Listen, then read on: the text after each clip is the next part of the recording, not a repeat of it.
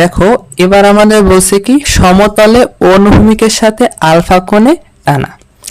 দেখো আমরা আগের বারের মতো এখানেও একটা মেঝে কল্পনা করি।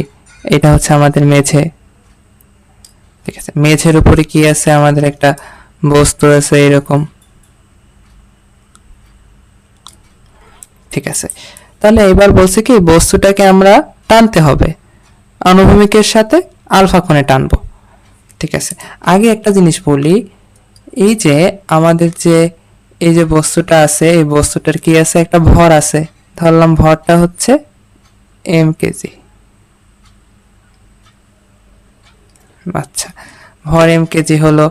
তাহলে যদি এর ভর থাকে তার মানে আমাদের এটার ওজনও আছে। তাহলে ধরলাম ওজন নিচে ক্রিয়া করতেছে, বুঝলাম।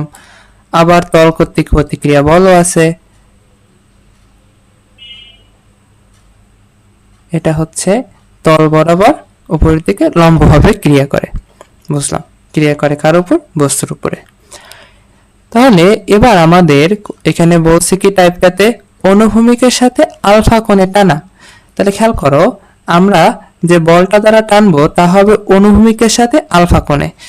ধরো এই আমাদের একটা বল, বলটার মান হচ্ছে এফ, আমরা টানতেছি আলফা কোণে অনুভূমিকের সাথে। এই তাহলে এর অনুভূমিক বরাবর একটা উপাংশ থাকবে,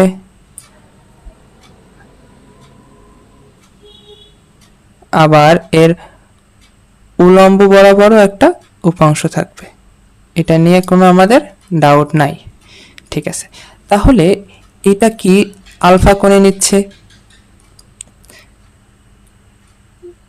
এই বলটা ধরলাম আমরা এফ বল, এফ নিউটন বল, এটা হচ্ছে আলফা কোণে এখান থেকে যাচ্ছে। আচ্ছা, তাহলে অনুভূমিক বরাবর উপাংশ হচ্ছে এফ কজ আলফা, আর যদি উলম্ব বরাবর এটার উপাংশ নেই সেটা হচ্ছে এফ সাইন আলফা।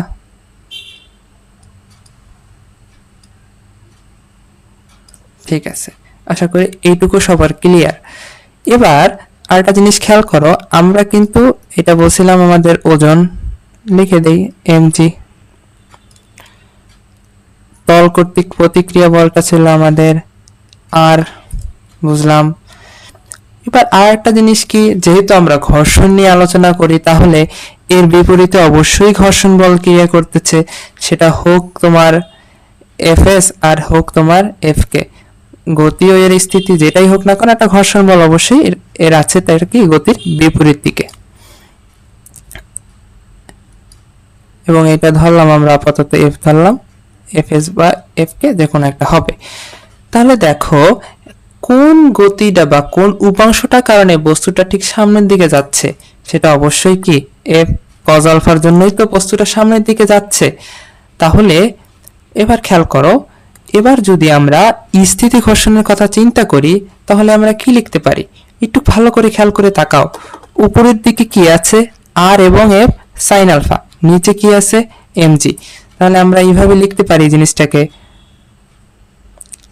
আর প্লাস এফ সাইন আলফা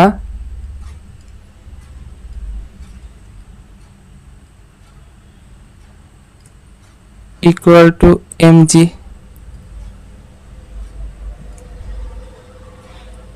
এখান থেকে আমরা আবার আর এর মান বের করতে পারি, R equal to mg minus F sine alpha.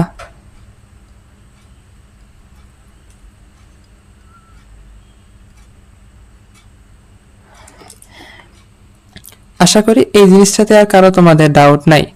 এবার দেখো আমাদের বস্তুটা স্থিতি ঘর্ষণের ক্ষেত্রে এই উপাংশটাই কিন্তু ওর সামনে নিচ্ছে, মানে এক্স অক্ষ বরাবর এই উপাংশটাই আছে। ঠিক এক্স অক্ষের বিপরীতে আর কয়টা বল আছে পিছনে, শুধুমাত্র ঘর্ষণ বলটা। তাহলে আমরা এভাবে লিখতে পারি যে F cos alpha equal to FS বা স্থিতি ঘর্ষণ বল। আর ঘর্ষণ বলের ক্ষেত্রে মিউ আর এটা তোমরা জানো, সেটা আমি লিখে দিচ্ছি না। এবার গতি ও ঘর্ষণের ক্ষেত্রেও আর এর মান আমরা পাইছি, আর এর মানটা ওই একই mg minus F sine alpha.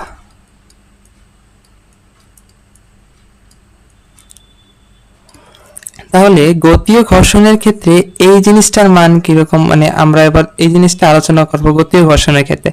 দেখো, যেহেতু গতি ও ঘর্ষণ, তার মানে বস্তুটার গতি আছে। বল প্রয়োগ করা মানে বস্তুটার, যেহেতু বল প্রয়োগ করছি, বস্তুটার কি আছে, ত্বরণও আছে। তার মানে কি, দেখো এফ কজ আলফা, যেহেতু এই উপাংশটার জন্যই কিন্তু বস্তুটা সামনে যাচ্ছে, এক্স অক্ষ বরাবর আর কোনো উপাংশ নাই। বিপরীতে আছে কি, শুধুমাত্র গতি ও ঘর্ষণ বল, সেটা হচ্ছে এফ কে ইকুয়াল টু আমাদের এম এ, কারণ আমাদের ত্বরণ আছে এখানে। তাহলে আশা করি এই জিনিসটা তোমাদের ক্লিয়ার। দেখো এফ কজ আলফা সামনের দিকে নিচ্ছে ঘর্ষণ বল, গতি ও ঘর্ষণ বলটা পিছনের দিকে আটকায় রাখছে। তার মানে নিট ফোর্সটা হলো আমাদের F cos alpha minus F k, ওইটাই হবে। ওইটা দ্বারা যদি আমরা ওজন আমাদের ভর দ্বারা ভাগ দিই, তাহলে যেটা বের হবে সেটা হচ্ছে আমাদের ত্বরণ মান, সেটাকে নিট ফোর্সের সাথে ভাগ দিতে হবে। আমরা ফার্স্টে নিট ফোর্সটা বের করলাম, আশা করি ক্লিয়ার। দেখো টাইপ 3-তে বলছে কি, সমতলে অনুভূমিকের সাথে আলফা কোণে ঠেলা। দেখো আমরা বরাবরের মতো একটা মেঝে কল্পনা করি, আমাদের মেঝের উপরে আবার কি আছে, মেঝের উপরে একটা বস্তু আছে। এই গতবার আমরা টানছিলাম, এবার কি করব, ঠেলবো। দেখো আমরা আর বেশি ডিটেলসে যাচ্ছি না, নিচে ওজন ক্রিয়া করছে এমজি। তারপরে কি, তল কর্তৃক প্রতিক্রিয়া বল আছে বস্তুটার উপর। আর কি আছে, আর একটা জিনিস আছে, ওইটা পরে আসি, আগে আমরা তো এই দুইটা জিনিস লিখলাম। এটা হচ্ছে আমাদের এমজি,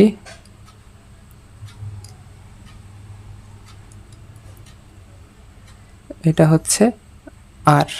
এবার দেখো, এবার বলছে কি, অনুভূমিকের সাথে আলফা কোণে ঠেলা।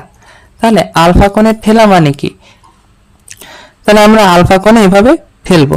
এবার একটা জিনিস খেয়াল করছো, এই যে আর যে ভেক্টরটা আছে, আর ভেক্টরের পাদবিন্দু এই, এম জি ভেক্টরের পাদবিন্দুটা এই। আবার আমরা যে বল প্রয়োগ করছি, বলের দেখো এটা কিন্তু আমরা পাদবিন্দু না, শীর্ষবিন্দুটা আসছে। তার মানে আমরা পা ওরকম না রেখে আমরা নিচের দিকে নিয়ে যাব, সবগুলার পা আমরা একসাথে করি। তাহলে কি দাঁড়ায়, তাহলে আসে এরকম।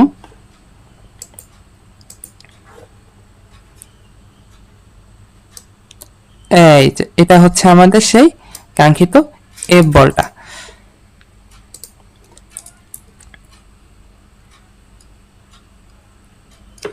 তাহলে কি আছে, অনুভূমিকের সাথে আলফা কোণ বলা আছে, তাহলে কি এটার তো অবশ্যই একটা উপাংশ আছে অনুভূমিক বরাবর, এই আর একটা উপাংশ আছে কি বরাবর, আর একটা উপাংশ আছে আমাদের উলম্ব বরাবর।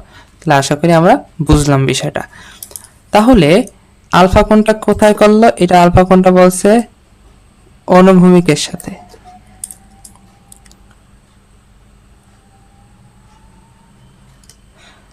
তাহলে এটা এক্স অক্ষ বরাবর হবে এফ কজ আলফা, আর ওয়াই অক্ষ বরাবর হবে এফ সাইন আলফা।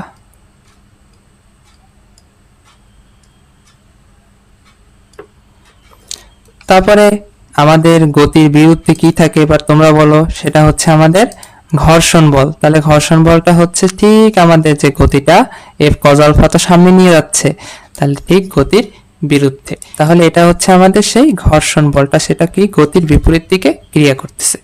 এবার যদি স্থিতি ঘর্ষণের বেলায় চিন্তা করি, দেখো উপরে আছে কি আর, নিচে আছে এমজি আর এফ সাইন আলফা। তাহলে R equal to mg plus F sine alpha.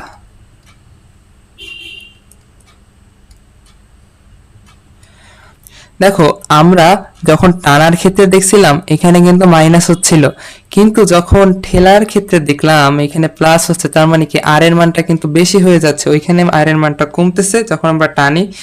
এজন্যই তোমরা খেয়াল করবা, আমরা যখন লন রোলার টানি, আমরা কিন্তু লন রোলার টানার চেষ্টা করি, লন রোলার ঠেলার চেষ্টা করি না। যখন আমরা ঠেলবো আমাদের হাতে কিন্তু প্রেশারটা বেশি পড়ে, দেখো আর এর মানটা কিন্তু বাড়ছে যখন আমরা ঠেলতেছি, কিন্তু পক্ষান্তরে যখন আমরা লন রোলারটাকে টানবো তখন কিন্তু আর এর মানটা অটোমেটিকলি কমে যাচ্ছে। এজন্য কি আমরা লন রোলার টানি, আমরা দেখো লাগেজ কিন্তু আমরা টেনেই নিয়ে যাই, আমরা কিন্তু ঠেলি না।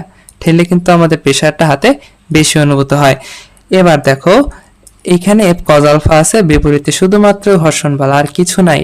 তাহলে এটা হচ্ছে F cos alpha equal to স্থিতি ঘর্ষণ বল। গতি ও ঘর্ষণের ক্ষেত্রে আর এর মান একই।